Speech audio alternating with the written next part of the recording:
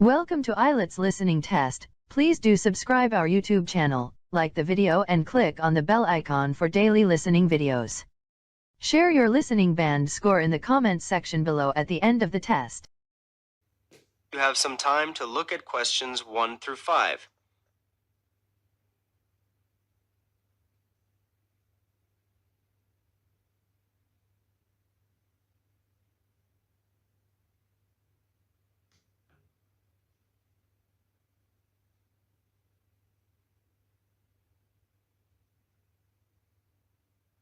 Now we begin. You should answer the questions as you listen, as the recording is not played twice. Listen carefully to the conversation and answer questions 1 to 5. School of Architecture, Professor Burt's office. Oh, good morning. I was wondering if you could give me some information about the forthcoming Architecture 21 conference. Dates, enrollment procedures, costs, that sort of thing. Well, the conference runs from the 18th to the 20th of October. 18th to the 20th of October. Oh, good. I'll still be here then. And, where exactly is it being held? Is it at the university, as in previous years? No, it's actually being held at the Pacific Hotel. We've rather outgrown the university conference facilities, so we've opted for this new venue. Right. Paradise Hotel. No, the Pacific, that's Pacific. Oh, right. And presumably we can get accommodation at the hotel? Yes, but you'll need to contact them direct to arrange that. I'll give you the number for hotel reservations. Have you got a pen ready? Yes, go ahead. It's area code 07 and then 9333 2266. And what's the registration fee?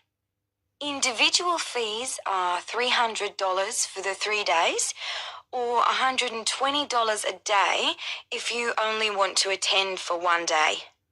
Are there any student concessions? There's a 50% concession for students, so that's $150 for the 3 days, or $60 a day. And am I too late to offer to give a talk? Oh, I'm pretty sure you've missed the deadline for that. Oh, really? But I've only just arrived here in Australia. Is there any way I could have a paper accepted?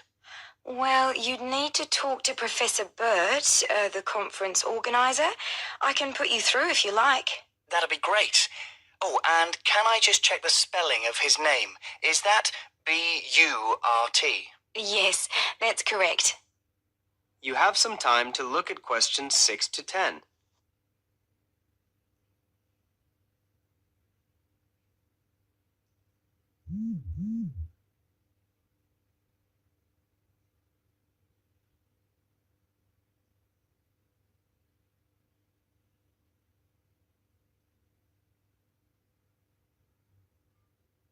Now listen carefully and answer questions 6 to 10. Professor Burt speaking. Oh, hello. My name's John Helston. I'm an architecture student at London University. I'm here in Australia for 3 months, looking at energy-saving house designs. Right. I'm interested in giving a talk on my research at the conference, but I believe I may have missed the deadline. Well, strictly speaking, you have.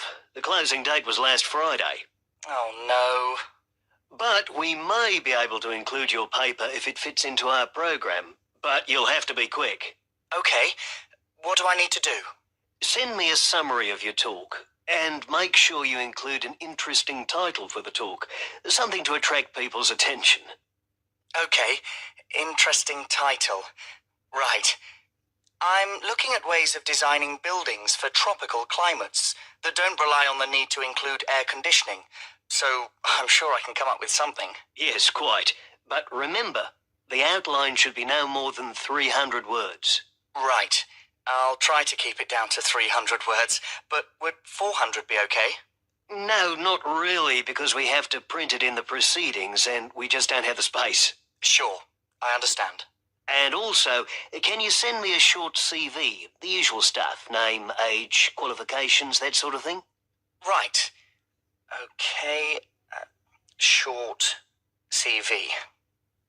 Actually, you can email it to me. That'd be quicker. Sure. What's your email address? Well, the best thing would be to send it to the conference administrative officer at info, that's INFO, at uniconf.edu.au. Right. I'll do that straight away. That is the end of section 1. You will now have half a minute to check your answers.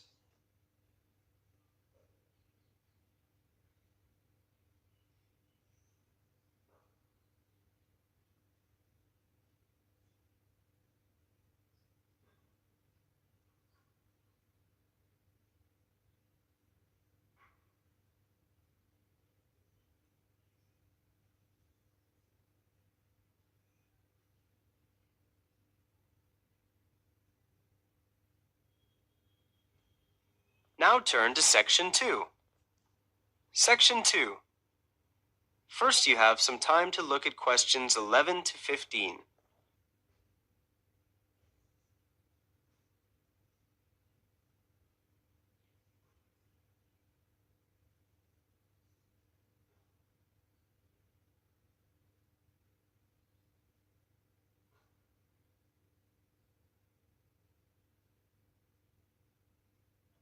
Now listen carefully to the short introductory talk and answer questions 11 to 15.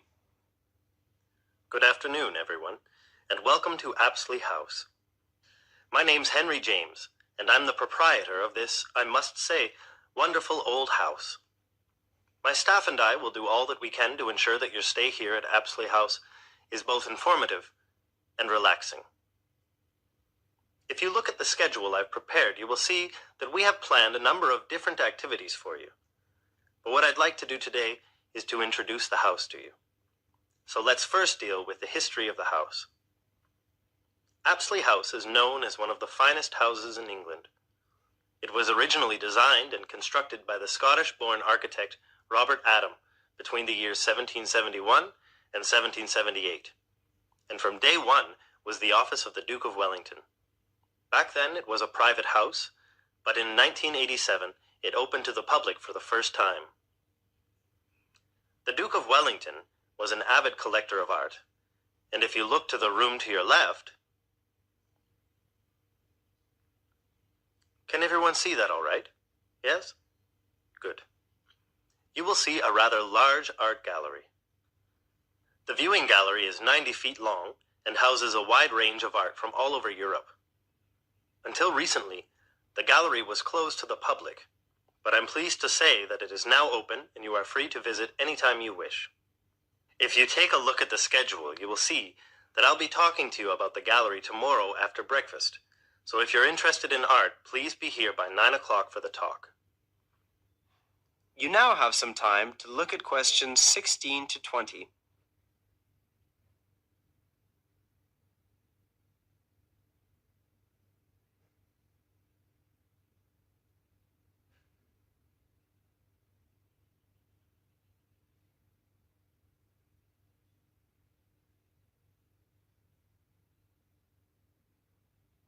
Now listen to the rest of the short introductory talk and answer questions 16 to 20. This room here, to your right, is the cafeteria. Breakfast is served from 7:30 to 8:30 a.m., although you can request breakfast in your room if you prefer. The dining hall serves a traditional English breakfast, although vegetarian food is available on request. Just let the kitchen staff know the previous evening. Outside you will find a magnificent garden. A section of the garden was converted into a car park in 1990 to make way for the growing number of visitors. Nevertheless, much of it remains and is an ideal place for you to wander and enjoy the peace and quiet, or simply sit and read. There are a lot of animals in the garden, including birds, squirrels, rabbits, and not to forget Felix the cat. Now don't be alarmed if the animals come up to you. They are used to people and very friendly. Anyway, dinner will be served at 7, So in the meantime, please feel free to simply wander and enjoy the hospitality Apsley House has to offer. That is the end of section 2. You will now have half a minute to check your answers.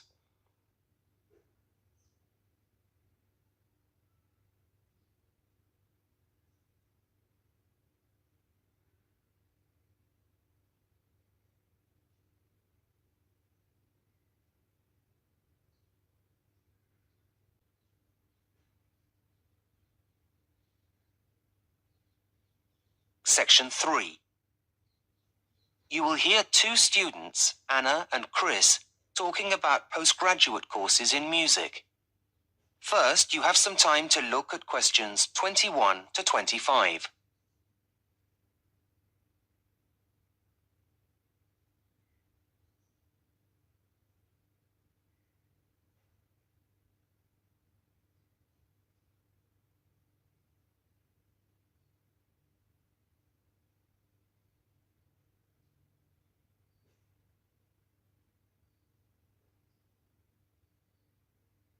Now listen carefully and answer questions 21 to 25.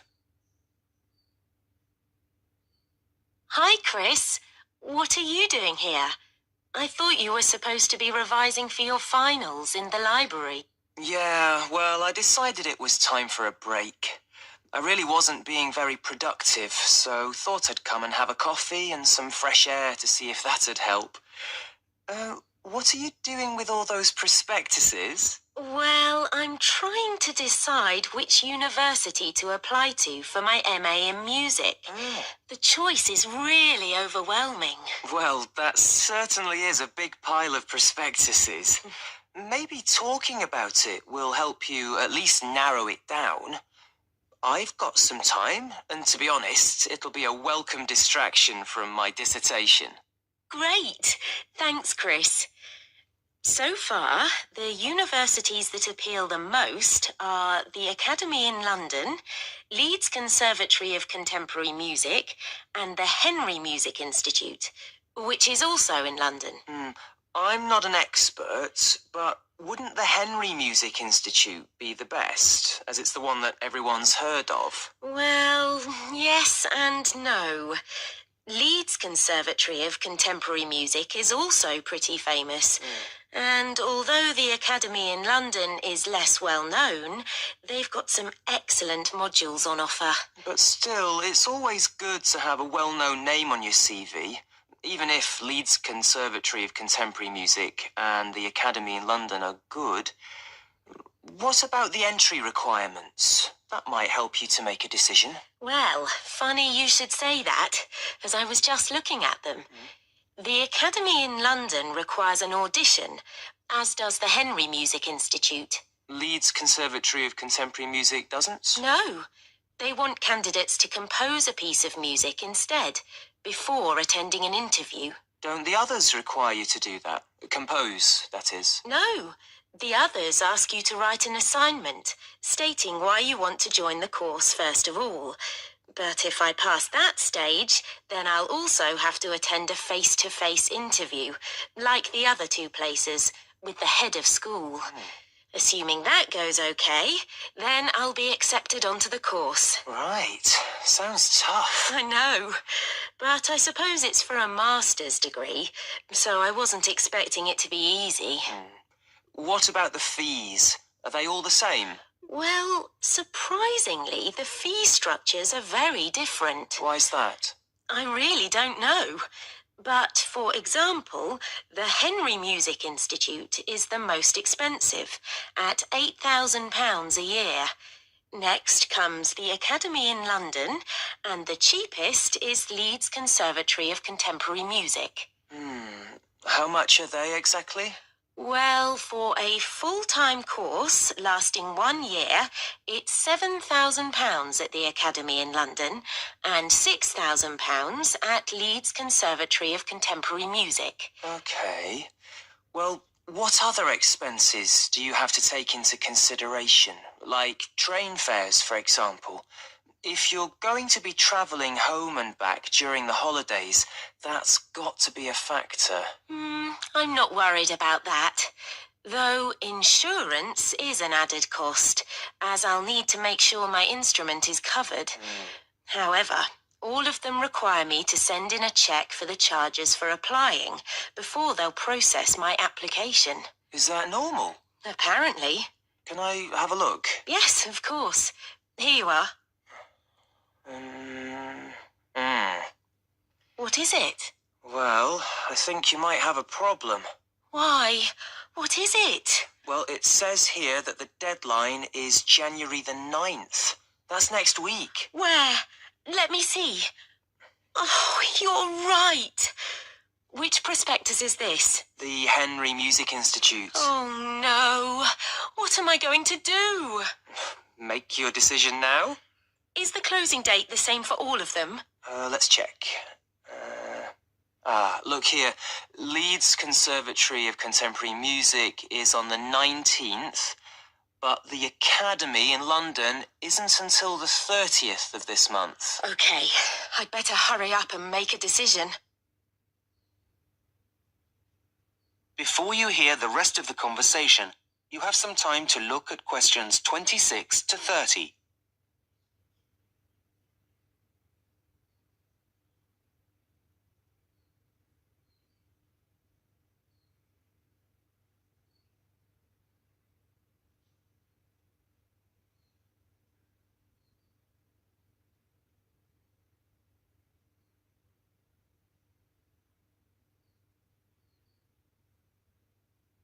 Now listen and answer questions 26 to 30.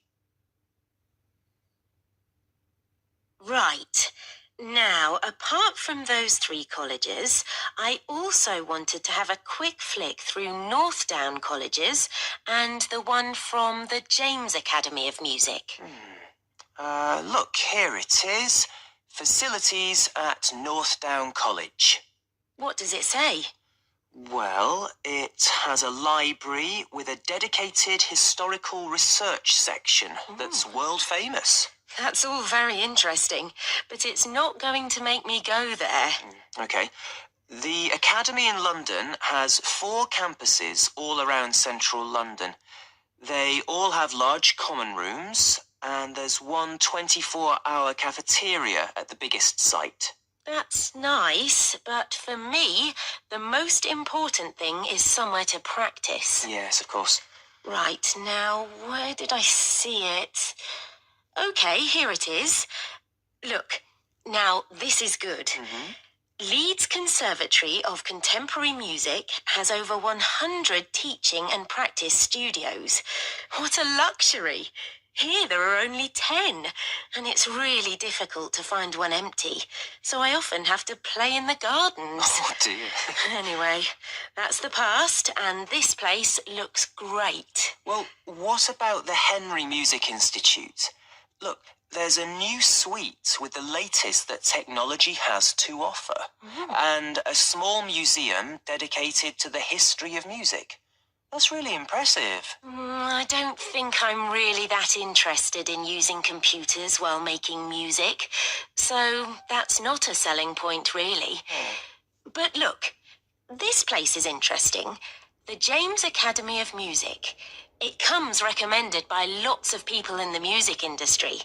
And all of its courses have a business element, as well as having a professional studio for recording albums. Wow, that sounds really cutting edge. So, are you any closer to making a decision now?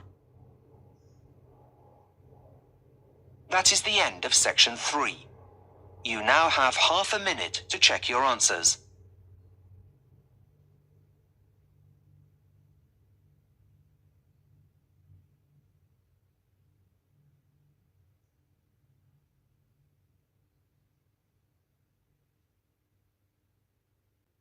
Section 4. You will hear part of a student presentation on how music and art are used in the healing process.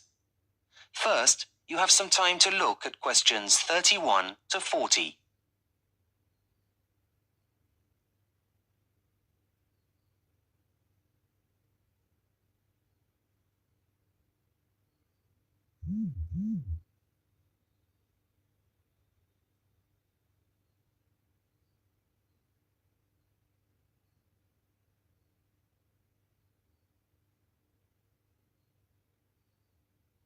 Now listen carefully and answer questions 31 to 40. Hello, everyone. Before we continue with our lectures on the history of music and art, we'll be listening to Michael's presentation on how music and art are being used to help with the healing process in the 21st century.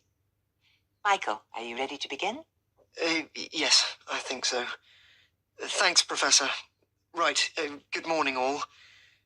As Professor McKinley just stated, I've been doing some research into the healing powers of art and music, and I'd like to present my findings to you today. I intend to demonstrate the positive effects of music and art on patients' emotional, social, as well as physical well-being. Let's begin by going back in time to the most famous of nurses, Florence Nightingale.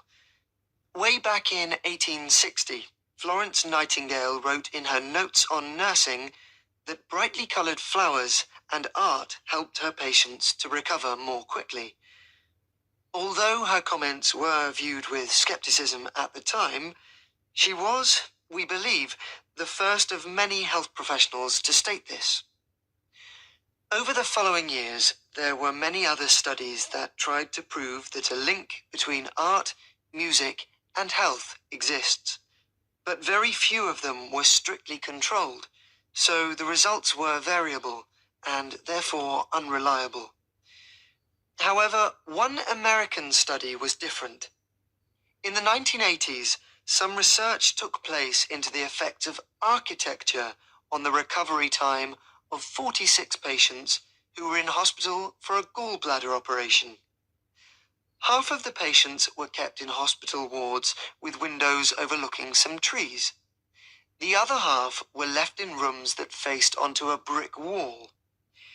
It was found that the ones with a nice view left hospital a day earlier and needed fewer painkillers. This study was groundbreaking, as it was the first that used controlled conditions that could be measured statistically and without bias.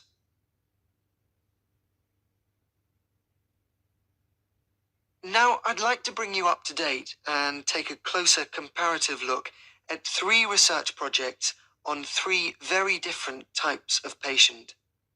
The first monitored the health of unborn babies. In the study, which took place at a hospital in London, babies were played live music and their heart rates were monitored. A healthy baby's heart would beat around 110 to 160 times a minute. But researchers found that their heart rate increased by up to 15 beats a minute on average, without the mother's pulse changing. This is a good sign that the baby is healthy. In addition, the mothers that took part in the survey also said they felt more relaxed. Another study looked at cancer patients who were visiting as day patients to receive their chemotherapy treatments. They were treated in a room that had artistic pictures hanging on the wall. The pictures were changed each week so that the patients would not have to look at the same ones week after week. When questioned afterwards, patients said that they felt less pain because the images helped take their mind off the treatment they were receiving. They also noted general improvements in their well-being. Finally, the last study analysed the treatment of a group of elderly patients who were in hospital to have a hip replacement operation, and so they needed to stay for around 10 to 14 days. The researchers played them 30-minute tracks of soothing classical music, but not every day, and then monitored their progress using a questionnaire.